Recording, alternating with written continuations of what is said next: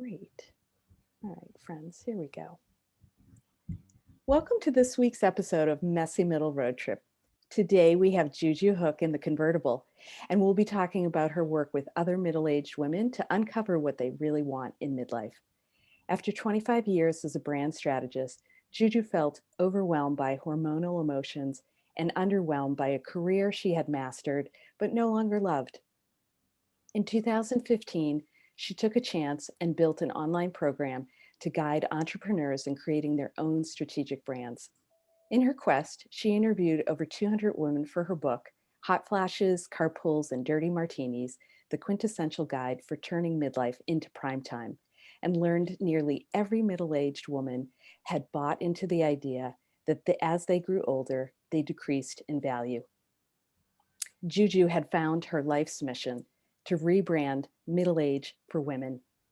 Today, through speeches from the stage, digital trainings, her book, and group and individual coaching, she helps middle-aged women step into prime time.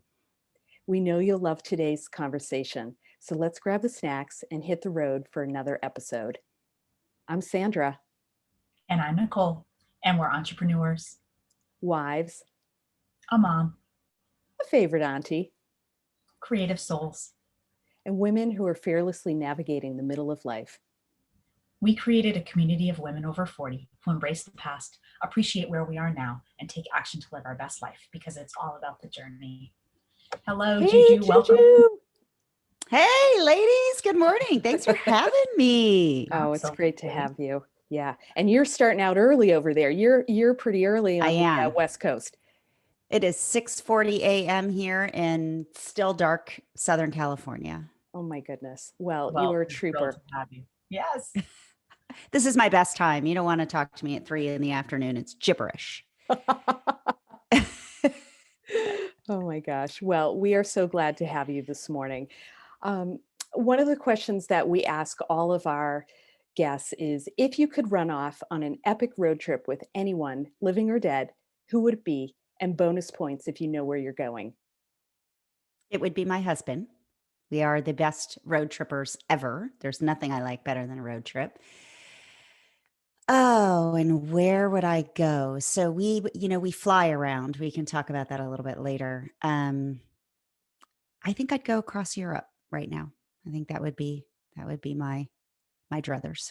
Yeah. And what would be your starting point? So, well, I'm guessing it would be Berlin. My husband's from Berlin. He grew up behind the wall, so I'm assuming we'd start at his parents' house and then make our way, around all around. Yeah. Yeah. That's great. Well, that sounds exciting, and nice to know that you have a partner that even if you had a choice of who to travel with, you would pick him anyways. Yes, I have built the last 10 years around preparing to travel with him. So it's my ultimate goal. Huh. That's what we've been living for a long time. Awesome. Amazing. Yeah. So if you want to, we'll get started. If you want to tell us a little bit about the start of your journey in midlife and the reclaiming of what that time is really about. Yeah. I've been a brand strategist for a long time. First on the client side in the financial industry. I came right out of college into my first marketing job, and I was young.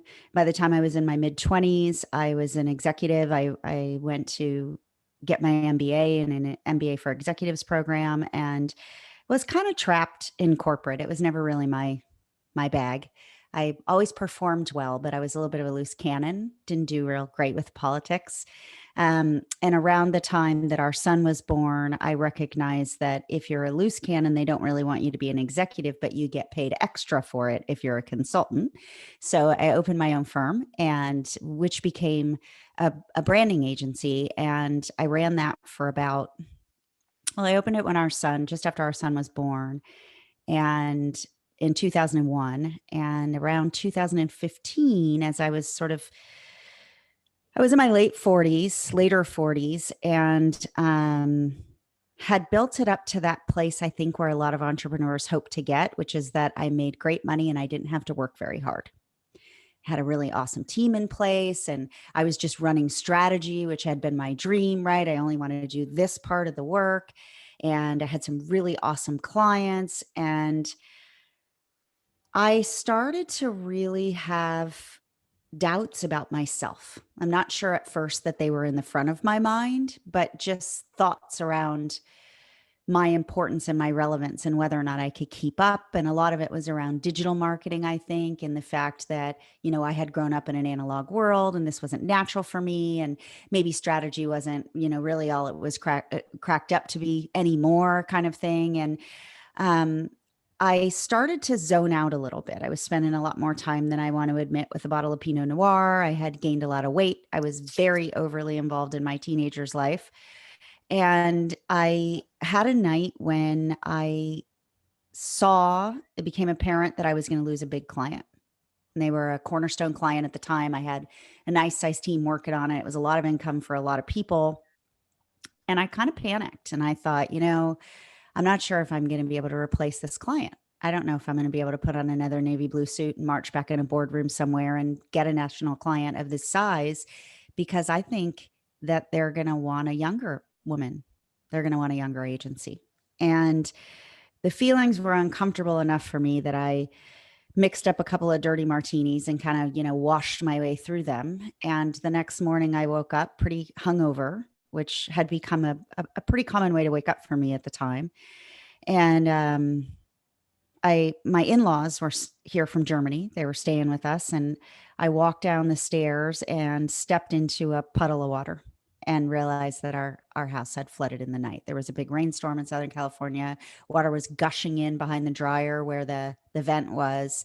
And, I started kind of screaming and yelling and cussing, and my in-laws came out, and we were all tending to the flood and sweeping water into the garage. And my father-in-law was on the roof in a rainstorm trying to clean out the gutters. And then I realized that I had forgotten to wake our son. And, he was a teenager at the time, that I had no business being his alarm clock whatsoever, but I was nonetheless. And so I kind of stomped up the stairs and I stormed into his room, and I woke him up in a not very nice way and said, listen, you got to get up, right? We had a flood. Everything's a mess. We got to get ready. We got to go to school. And he just, woke up swinging. Right. And you were supposed to wake me up. I have an algebra test today. I'm going to fail. It's all your fault. Right. And it just escalated and escalated and escalated. And as my mother-in-law stood in the hallway, my son and I just kind of went at each other with really nasty, cruel words that are still very shamey to me. And he crawled out the window in a rainstorm and kind of ran away. And I had one of those moments where I just thought, how did we get here? Right? How are we here? And I collected myself. He came back. We don't negotiate at our house with terrorists. And so he found his way back eventually. And I took him to school. He was angry. He was wet, indignant. And I dropped him off at the door of school. And on my way home, the principal called. And, this was a guy who I really respect, who I know, who knew my kid. And he said, listen, what's going on at your house? Right? I can see that Christian's really stressed out. He seems under a lot of pressure. What's happening?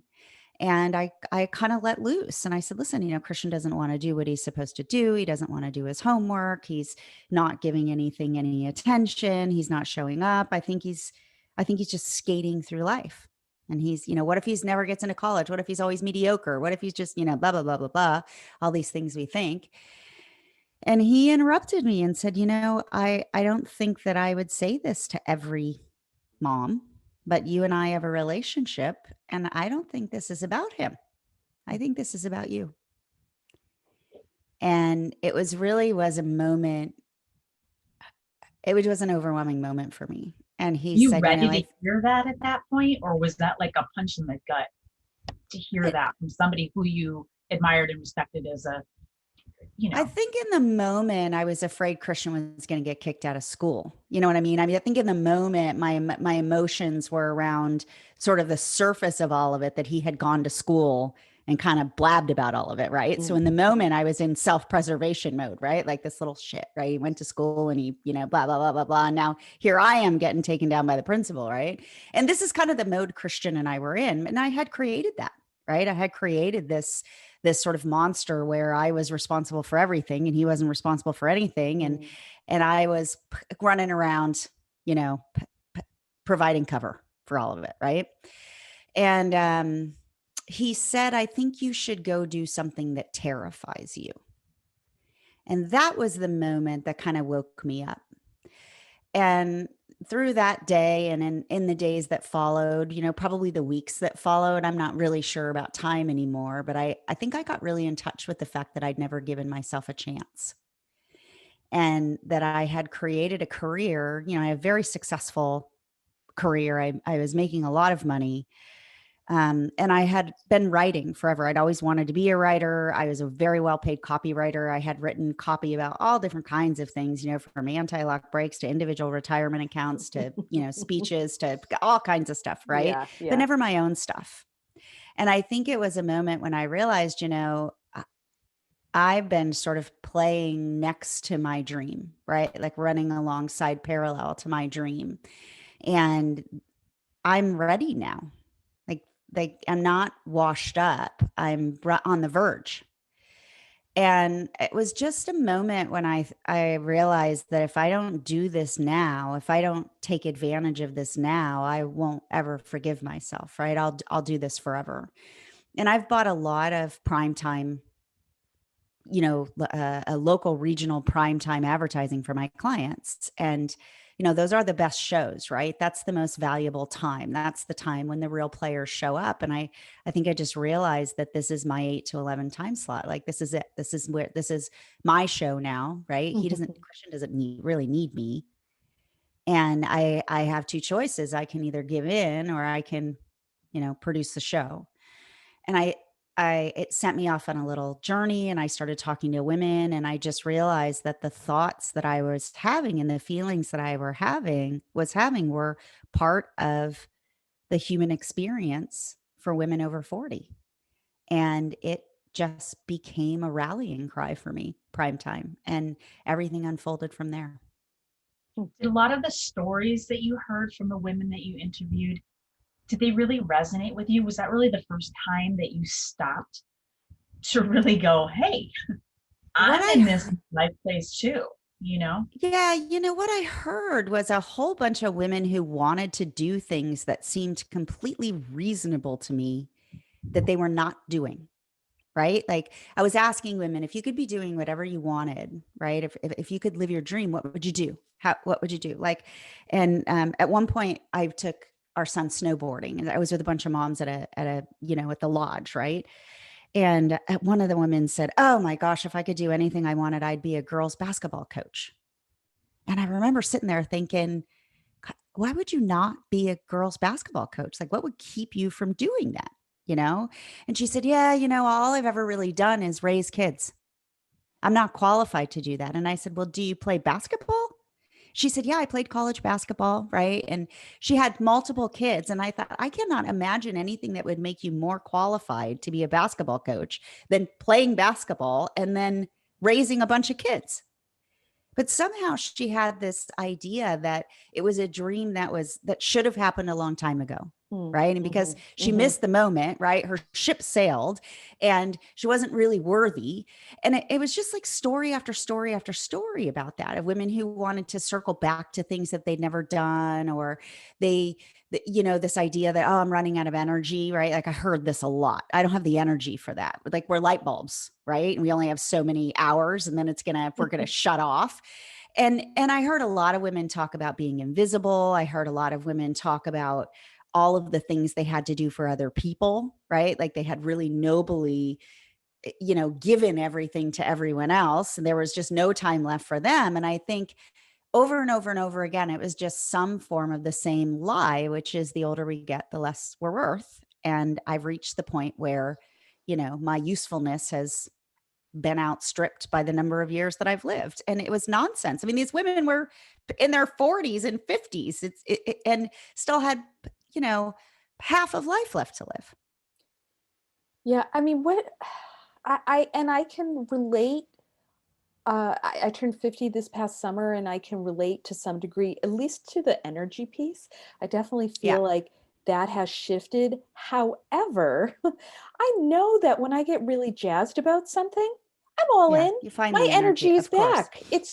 So what do you think it is that's holding women back? Because I hear it all the time too for the women that I photograph. There is something that gets in the way. There's lots of things that get in the way. First of all, we are daily bombarded with messages about our value from industries that don't have any vested interest in us feeling valuable. So, this like the anti-aging industry is the biggest culprit of this that I see, right? So this is a $350 billion industry, and almost none of the money is spent on us living longer.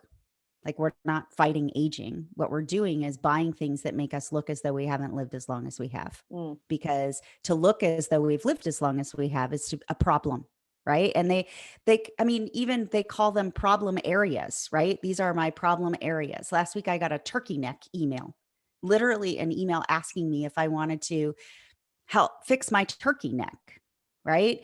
And so when an industry creates a problem and then sells you the solution, or defines a problem and then sells you a solution, it's really hard to fight back against that. I mean, I spent my entire career developing messaging, and I promise you, if people fired messages at you all day long that your elbows were unsightly, you would do something to try to cover up your elbows. You would mhm, do something to try to fix the problem that they invented. And this is so I think that's part of the problem. I think the other thing is that we've been sort of sold this idea that menopause is an ending, that it's a shutdown, right? And that it's a problem. And what it really is a door.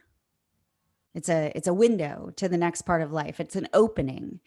And we're so conditioned as young women, as little girls, to say, this is how my life's going to go, right? This is the kind of relationship I'm going to have, and I'm going to go to school, and this is the career I'm going to have, and these are the things I'm going to do, and this is the kind of family I'm going to make. And those dreams, that plan lasts until about 50. But nobody's really talking about the fact that there comes a moment when you have to do that again, where you have to say, okay, right? Like, we wrap this up. Now, what am I going to do for the second half? And I think in the absence of that message, that the void is filled in with nonsense from, generational nonsense, from the fashion industry, from, the cosmetic industry, from the diet industry, from all these different places. I think we value youth in the workplace, and women are feeling that, right? They're feeling pushed out. I think there's all kinds of messaging that tells us that it's true. And it's not easy to push through that. We have to have a shift in our minds around it. mhm. Yeah. I follow this one photographer out of Canada who is a body positivity photographer. Yeah. And she's always asking questions, really simple, insightful questions like, so you don't like a certain part of your body. Let's go through question after question about why. Why do you not Hmm. like having a squishy belly? What does that mean? Where did you get that message the first time? Like, she asked so Exactly. many questions, and I love it because all of a sudden you realize that those influences and those questions actually don't make sense. They do not make sense. They're created for a purpose, and the purpose is never um it doesn't ever serve us. It's never a purpose that serves us, right? And this idea that my worth or my value will somehow be determined outside of me is something that, humans in general take on, right? But I think women take it on a lot, and I think midlife women take it on more than younger women. There have been a lot of studies done that about women when they hit 50. And I read a study a couple of years ago from a supplement company that said that 50% of women who turn 50 said they feel intimidated when a younger woman walks in the room. And that's programmed into us, right? I don't know about you, but when I was younger, I was taught to compete with other women. I was taught that there's only so many spots. I worked in a completely male dominated industry in the financial industry. I came up in the automotive industry, which was also totally male dominated, and there were only so many spots for women. Same thing around the whole idea around dating and men, right? Like there's only so many good men, there's only so many good partners, and I think we're taught to compete. And this idea that my value is somehow determined, my worthiness is somehow determined by some type of a normative, attractive definition is just nonsense. It doesn't make any sense, yet we all buy into it. And I know that, just from branding, that attraction is not normative. It happens between two people. I'm curious, Judy, to hear from you. Like, I know you had your kind of aha moment when you had that conversation with the principal for like how that was going to change your trajectory. But like, how did you know to your core that like you were moving towards what you really wanted to do with your life? And how did midlife play into that, and really working with the women that you have, in your career? I don't think at first I did know that. I think at first what I knew is what I didn't want. Mm. Right? At first what I knew was I don't want to do this. That it's going to be hard for me to go get another one of these clients, and I'm not really up for that challenge because my heart's not in it. Like I don't want that. I didn't want to spend another day stuffing dollar bills into the pockets of, big corporations, not because I felt angry or bad about it, but just because there was just nothing in it for me. I just didn't want to do it. Mm-hmm. And I looked at my husband and said, I don't want to do this. I don't want to go out and pitch. I don't want to pitch anymore. I don't ever want to put on another navy blue suit. I don't ever want to wear nylons again in my life. I don't want to go in any more boardrooms. I'm finished. And he said, what do you want to do? Right. And I said, I think I want to be a motivational speaker. Like that's where I was in that moment. And he said, what does that look like? What does that even look like? And I didn't know. And he said, how long do you think it'll take you to replace the income from the agency? And I said, could you give me 5 years to figure it out? And he said, yes. And we agreed.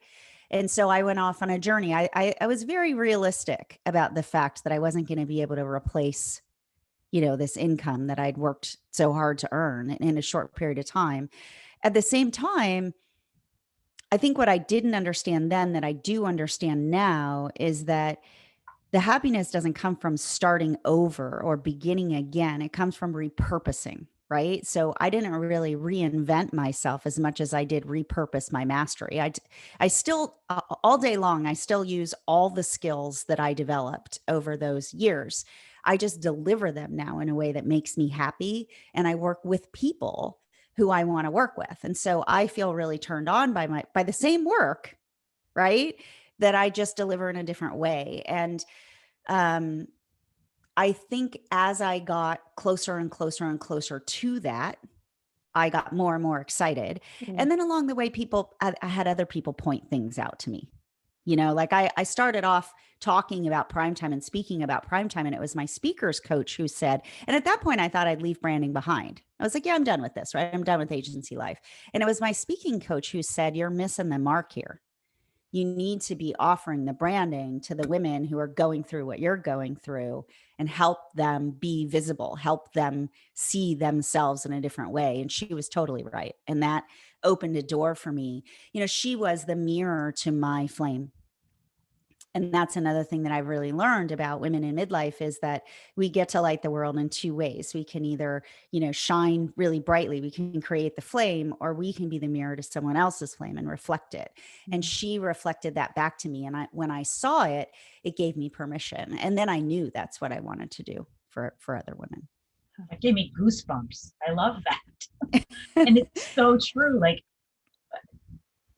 there is nothing more that lights me up when I can offer that support, even if it's not, or maybe a push, or just building confidence in somebody else. Like you can see something in them that they cannot see yet. Yes.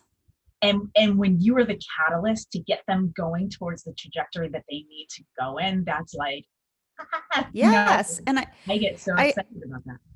And I think that, women do that for each other, right? Like for all Yeah. we talk about what men think of us and invisibility and this kind of thing, it's what the other women think of us that really matters to us, Mhm. right? And I don't know about you, but the older I've gotten, the more valuable my girlfriends have become to me and the bigger crowd of women I have built in my life. One of the things that I've become really aware of is that there are a lot of women who don't know how to do that. They don't know how to build sisterhood. They don't know where to find friends. It's not natural for them. And creating new relationships in the middle of life is awkward for a lot of women. And if you're somebody with a lot of relationships and a lot of friends or a platform or some type of community, this awareness of women who are really left out of that is, that awareness changes people's reality, helping women to belong and helping them to feel powerful and to see themselves in a new way. This is what is going to change the world, Mhm. right? This is literally how we smash the patriarchy. It doesn't have anything to do with the men. It has everything to do with us looking at each other and saying, man, you're freaking awesome, right? Like let a little more of that, please. Yeah. That's how we change it. I love that meme that's going around. It's talking about if you see another woman whose crown is crooked, just straighten it out without telling everybody. Of course. Just Yeah. support them because, and I think it's interesting too, because when you think about the different stages in life, it, sometimes it's ingrained in us. Like you said earlier, like women competing with women, right? That's something that we're taught at a very young Yeah. age. From But a place of lack. right. And our own lack of self-confidence that pushes Yes. us to push back against others and be judgy. And I can understand from a career perspective, from a parenting perspective, from a relationship perspective, that oftentimes it's hard, I think, in midlife if you've been burned throughout your Yes, earlier of course. decade, Hmm. to put yourself out there and be vulnerable and try to make those connections in midlife and build your sisterhood because I you know kind of not knowing how to navigate that, I think, can be tricky. I think so. I think there's a couple of real gems in what you said. The first one is around judgment, right? So we tend to judge people, especially other women, only on the things we judge ourselves on, Mhm. right? So if I'm insecure about the size of my butt, I can assure you that in my head, I'm talking about big-butted women when I see them, right? I might even be repulsed or repelled by them because of my own, right, internalized hate or shame. And so the awareness that we have around how we're judging other women is really a direction back to ourselves, right? And I think that's a sort of a real point for awareness. But I also think we misjudge the idea of attraction and rejection, and this is why we feel burned, because we feel rejected. And one of the things that I really help women to see is that this idea that there are attractive people and not attractive people, right? Or I'm likable or not likable is a misunderstanding of the way the world works. Attraction happens between me and another person, it's singular, right? And I'm attracted to another person because of their essence. In the same way that if I walk into a department store, I choose a bottle of perfume because of its essence. I don't say to the clerk, could you give me the most attractive bottle of perfume in the store, right? I have to decide what I like. And the only way I can decide what I like is if I can really smell it, if I can really get down to what's in it, right? This is the same way with wine. It's the same way with coffee. It's the same way with anything that we value, that we're attracted to. It's around the idea of essence. And what happens is we get this idea that we're attractive or not, or we feel rejected. And when we feel rejected or burned or, pushed out or betrayed, we cover, right? We cover ourselves up. We create this shell. And now no one can see our essence, right? Now we don't want to take up space. We don't want to be visible. And so people don't get to decide, right? They don't get to go around the counter and smell all of the different essence and choose us because we've covered ours up. They only get a little bit of it, right? So I think midlife for a lot of women, you hear a lot of women say, this was the time when I started to care less about what people thought of me. And I think we come into this understanding that this is who I am, this is what I got, right? And I'm going to show it. I think where we miss the mark really often is in the idea of our mastery. That if you've lived 50 years on the planet, you're really good at some things. Mm. Like you are a master at certain things. And leaning into that mastery, making something out of it and owning it and showing yourself is really sexy. It's really attractive. People want a piece of that, right? So a lot of this, like you said, is sort of relearning, re-understanding, opening yourself up to new truth. And I think for me, more than anything, that's what's made it work for me is a willingness to suspend my disbelief, right? And lean into a new truth, which is people love me, right? People love you. People love both of you, right? These are my friends. They dig me. And there are people who can't stand me. And that's all right. I don't believe Right? it, I don't need to Juju. know. I don't need to know them. Yeah. I don't really need them in my field of vision. Mm-hmm. Yep. I do think that when you come to that place of grounding and appreciation for yourself, that worry and that judging and all of that stuff, it really takes a side seat. All of a sudden it's no longer weighing on you like it used to when you were younger, because that is not the most important thing. And you can Your stay. experience with it changes. Yeah. Yeah. It's a beautiful thing. It really is. And, I see it also as a way to reframe how you approach yourself, how you approach the things that you want in your life.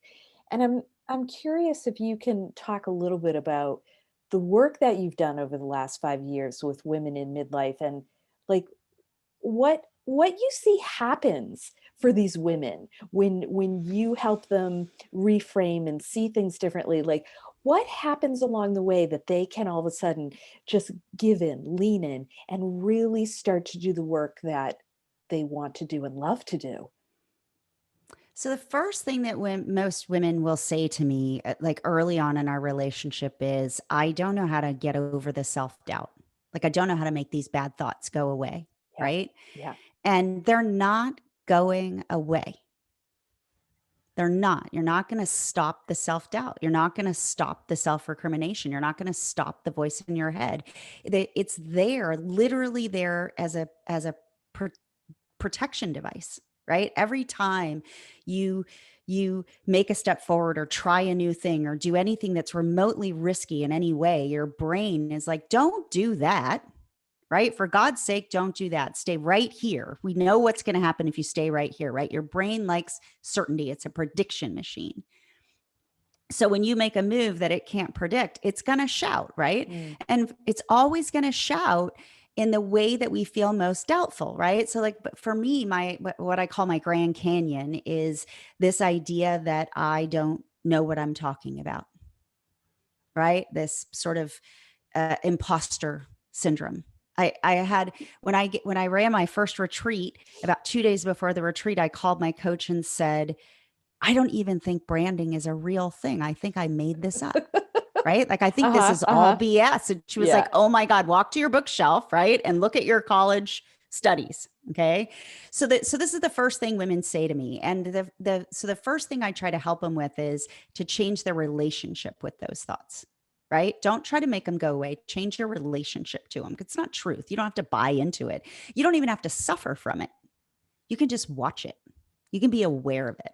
And on the days when you're really pummeled with these insecure thoughts, those are not the days to make big decisions, right? Those are not the days to plan the rest of your life. Those are days to say, wow, the weather is crappy.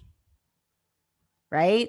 I'm the sky. This is the weather. The weather's bad. When it's pouring outside, I don't try to change the rain.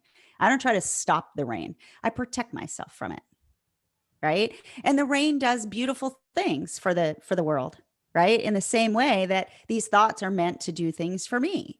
So I think that's the first thing that happens for women is they come to change their relationship with the nature of thought. And then the next thing really is the ownership of their mastery. So like for instance, I have a woman that I worked with last year who's a black belt in martial arts, a multi-degree black belt.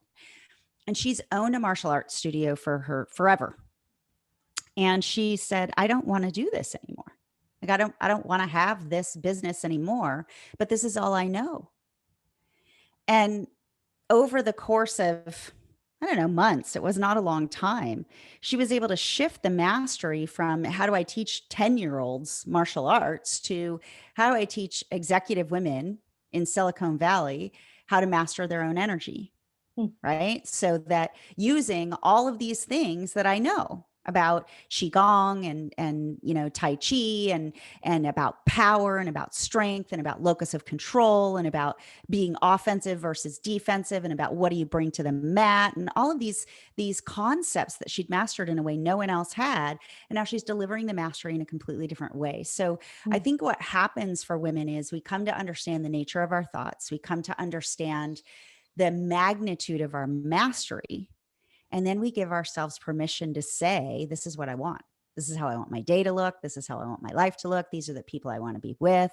And those three things together sort of, they make everything new. Yeah. I love that. I love that. And that's so powerful too, to it's like you're stepping into your power. And yes, it totally is. I had a client. It's so funny. I got a Voxer message this weekend from a client who I've been profiling over the last couple of weeks, and she was a trauma therapist, and you know, spent years with people who helping people who are just really, really traumatized, right? And she's also a clairvoyant. And so the work is really hard work for her. You know, it really affects her energetically. And the people that she's working with are very, very sick. And so she was probably 56 or 57 when we started to work together. And she said, you know, here she's got this mastery. And not only is she a, you know, a psychotherapist, but she's been to school to be a clairvoyant. Like she's really pursued this whole spiritual side. And she said, I don't really know. I know I don't want to do this work anymore, but I don't know how much of this other side of me I want to show. I don't know what people are going to think about this. Right. And so we started to talk about the idea of intuition and about her being able to teach women to lean into their intuition. And then what happened? COVID came. And here was all these powerful women making all their decisions on data, right? All these managers and all these women who are leading and who fought so hard to be in this world of data. And, you know, here's how I'm going to make my choices and all the data's gone. Right. And Martina steps into the void and says, let me tell you how to use your intuition. Let me show you how to make decisions that you can trust. And all of a sudden now she's got a coaching business. She has a wait list.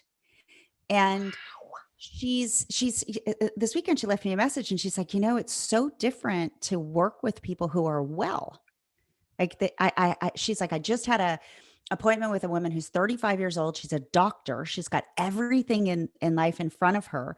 And I'm still helping, but it gives me energy instead of taking away my energy. So I think you're right. It's about power. It's about reclaiming your power. Yeah, for sure. And I love that you're helping women unlock that and really just pivot, because just it's see kind it. of like Dorothy, right? It's been in her all along. Yeah, everything's like inside, right? Yep.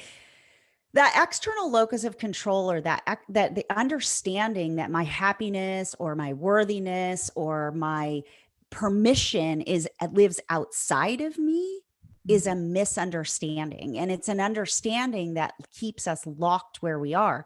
It's risky to come to that new understanding because then we're responsible. Right? Like the number one lie I hear from women that I wrote about in my book is the lie of extenuating circumstances. Well, that's easy for her, right? But not me, because I have extenuating circumstances, right? It's harder for me. And that's just not true, right? For every extenuating circumstance that we have, we see another woman who has it 1,000 times worse than us, who's done more than us, right? So I think I think the idea that, okay, I'm gonna have this mindset shift, and the mindset shift is everything I have is right inside me. I just need to pull it out and use it. Also comes with, I'm gonna do that. I'm gonna take the risk. I'm gonna do that, and that means we have to be prepared not to get it right. Mhm. Yeah, Right. you have to fall forward, you have to fail forward, right? You have to And we have this, we have this understanding of failure, success and failure, like it's one big thing. I was talking about this last week, right? That there's all this buildup, and then I get one shot, and I'm going to succeed or fail. And it doesn't work like that. It's a series of small actions. We act and course correct, and act and course correct, and act and course correct until we get where we want to go. Mhm. And as long as we have it all built up in our head, like, oh my God, I've always wanted to write, right? I'm going to write the book. What if the book stinks? What if the book stinks and I only get one shot and it turns out I'm not a writer anyway? Well, chances are the book's going to stink. It's your first book, right? But it's not your only book, right? You don't have to, this doesn't have to be the crowning glory of everything that happens in your life. We act and we course correct, we act and we course correct until we get to the place we want to be. So I think, I do think that the biggest awareness and new understanding is the biggest catalyst in change. Mm. Yeah, I agree with that. And Juju, I have to ask, just go off script for a second, because I'm so curious before we wrap up today, because this has been an amazing conversation. But I'm dying to know from your personal perspective, your shift that you took with taking that step to kind of move in a new trajectory. How did that, if it did, change you and your relationship with your son? Because from what you've told us, like, you started off almost kind of projecting onto him Yeah. the things that were holding you back. Like, I'm just curious to know how if at all it's maybe even changed his perspective of you or your relationship moving forward. Like, I would assume that when you step into what you're meant to be doing, kind of like it just releases, a weight on your shoulders. Yeah. So Christian and I stopped going at each other. That was the first thing that happened. But the more important thing that happened, I think, for me and for my husband, was that Christian started to show his own passion, which didn't really have anything to do with school and everything to do with music. And it was a surprise because he'd never been a musician. So, here he is in junior high. They put a bass guitar in his hand. He starts to play. Next thing you know, he starts to play lead guitar. And we're kind of pushing and pushing for college because we can, right? It's an opportunity that he has, and we want him to take it. And he's saying, he's got his heels dug in, and he's saying, I don't want to go to college. All I want to do is be in a band. I want to tour. I want to be Metallica, right? And we're saying, well, gosh, Metallica already is Metallica. So the chances that you're going to do it better than them is probably pretty slim, right? But all that said, I think I was following my dream. And it was the moment when I recognized, if I, at his age, if I had acknowledged I have something valuable to say, and so I'm going to write, I might have had a very different path. And so he's now in music school. He got into Berklee College of Music, which was really a shock for all of us, right? Him included. And he's in Boston, and we have a very different relationship. And I still am at my core who I am, right? Like I'm a little bit of a nag, and I'm bossy. And I mean, that's my essence. But I think I'm also much more willing to own that and to say, I'm really sorry. And I know this is none of my business. Right. And I think we're all a little bit better at saying the truth out loud now, right? My husband and I to one another. And it really, it changed the nature of our relationship. We gave Christian a lot of freedom in high school, a lot of opportunity to do his own thing. And I think, who knows how it'll turn out. I also think he knows he's responsible for his own happiness now. And that's another thing I had to let go. And that's a hard thing as a parent. I was just talking to somebody yesterday about this. It is very hard to watch your kids struggle. It is very hard to see your kids in emotional pain. And the easiest thing to do is to try to step in and take it away for them, to prevent them from feeling it. And that's probably the biggest fight that I have, and the biggest area where I've made strides. is that it's okay for Christian to want, it's okay for him to hurt sometimes, it's okay for him to struggle through things. Right. And if I remove the struggle, he's not going to be a musician, right? You don't get to be a musician without struggle. Right. So I think the nature of our relationship is really different. I feel really proud of it. I feel really proud of my marriage. And I feel really proud of our family. Not to say that it's perfect, because we have a lot of Jerry Springer show days, but it's ours, right? And we're committed to it. Yeah. I think it's so cool that you've chosen to honor your son's journey in tandem with honoring your own, and Yeah. really seeing how things are going to blossom with both, and just being there and supporting him, and kind of leaning on each other as a family unit, with your husband as well in the mix. Like, I think that's really cool, and that's transformative too, when Yes. you get your goals aligned for what you want to do, but then you get everybody around you to buy into that's a big deal, because that can undermine as well. If you have a spouse, or you have somebody Yes. who doesn't see your vision, and they're, even if it's protective, they're saying to you, should you take that risk? Because I don't know. Uh-huh. And I don't want to take it with you, right? I am fortunate that my husband has my back, right? That what I want, he wants for me. And I'm fortunate that we have an understanding in our marriage that each of us is responsible for our own happiness.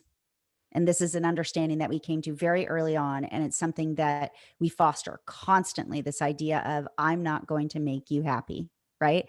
But I want you to be happy. And it's a joke that all of our friends know. My husband has this joke where he says, why can't you just be happy for me? Right. So he wants to go off and do his own thing or whatever. And I'll comment, and he's like, listen, why can't you just be happy for me? Right. And it's a joke, but it's true. My husband's he spent years as a competitive Ironman. I went to all the races. I did all the things. I had my cowbell. I'm like so excited for him. And now he's a pilot. And, we have a little plane, and we want to travel, and he wants to travel around in that little plane. I'm about to get in it and fly to Europe in a year and a half. I don't love that plane, but I love the idea of him maximizing who he is. I love the idea of being part of that. And he loves the idea of me claiming what I want, which is an international network of women, right? So we got to figure out a way to do that. And each one of us is responsible for our own value, for our own happiness, for the way we walk through the world. And if we promote that in each other, then we're really a power couple. Yeah. Right? Then it's like two fully empowered people who are sharing space and sharing love versus a unit, right? That's leaning on each other. And that's not easy. That means that you have to sometimes decide that, recognize that things aren't going to go your way, or you're not going to get what you want, and you don't get to demand. And that was much harder for me to learn than it was for my husband to learn. But I think we're there. And I think Christian's getting there too. Well, he's young. He's got time. Yeah. He's got a little entitlement that spills out here and there, right? That we got to everybody sort of has to bring attention to.